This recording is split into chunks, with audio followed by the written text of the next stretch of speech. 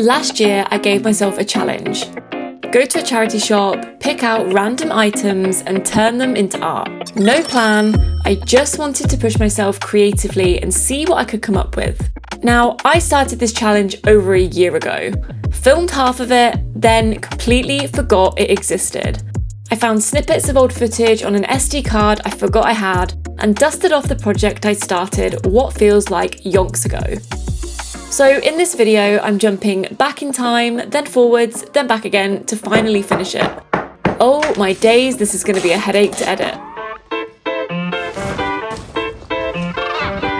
Here's what I picked, without any idea what they might turn into or if spray paint would actually stick.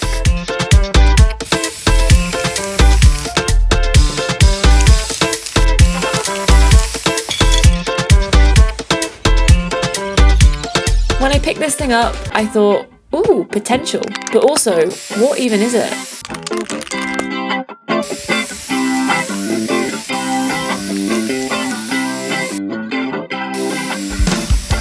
So I started to paint this wobbly thingy-mabob, dragged it onto my iPad and got designing.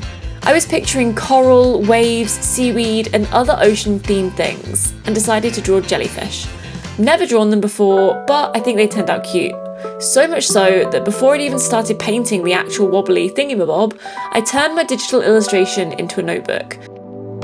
It came with me to my pop-up in John Lewis and sold out. I restocked them on my website and, well, crickets. So if you want a handmade jellyfish notebook set, they are sitting on my shelves waiting for their forever home. Now for the really fun part. I'm going to attempt to project my digital drawing straight onto my wobbly thingy-mabob. So cue precarious setup. Drawing on this surface was slightly foreshadowing for how difficult this was going to be to paint. It was super bumpy, slippy, and just not an easy surface to draw on, let alone paint. Oh well, let's see how this goes. It did not go well.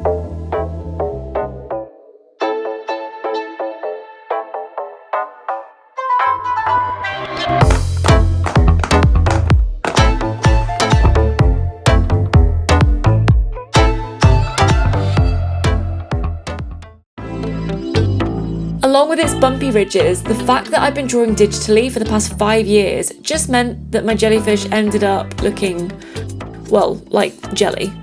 I could see it was starting to go south, so I sort of stopped trying.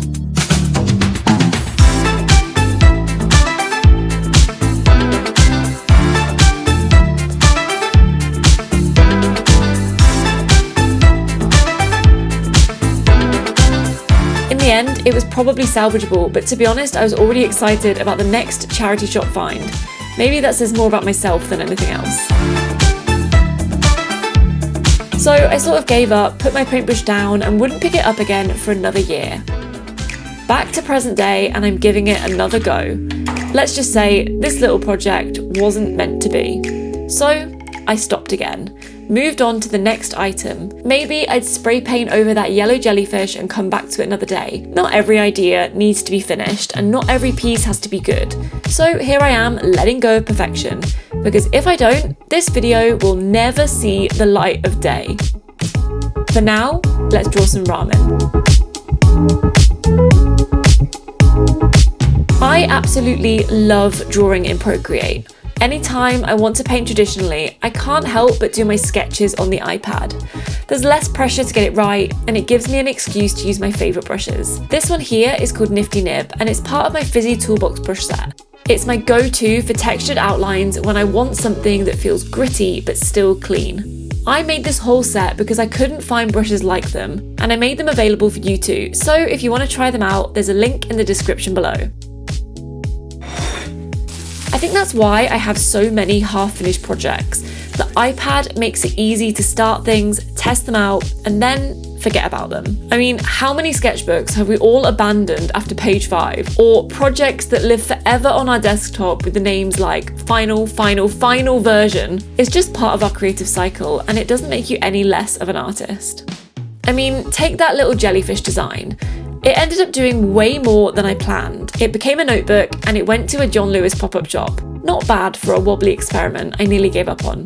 So after abandoning the jellyfish thingy-mabob for the first time, life kind of swept me up. We had twins, we moved house, moved studios, and this whole challenge started to gather dust. I went back to what was easiest at the time, drawing on my iPad. No mess, no setup, no 3-year-old climbing on my lap trying to help.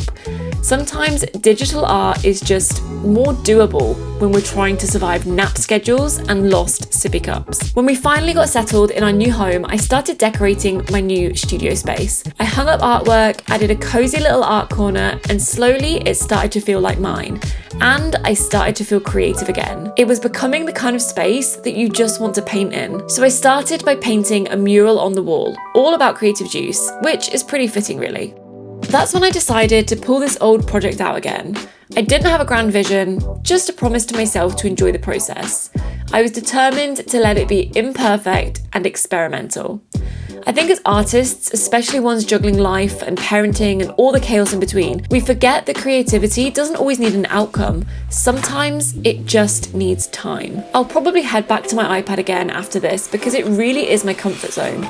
But this little project reminded me of how much I love traditional art and the challenge of it. And maybe that's what it's all about. Not finishing something perfectly, but showing up for it again. Letting old ideas breathe. Starting again, even if you don't know where it's going. Now, on to my second disaster of this project.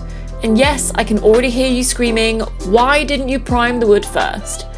You're right, acrylic on polished wood, not my smartest move. I tried to salvage it with 4 coats of paint, but it still looked really patchy. So I reached for my trusty spray paint, and it worked like a charm.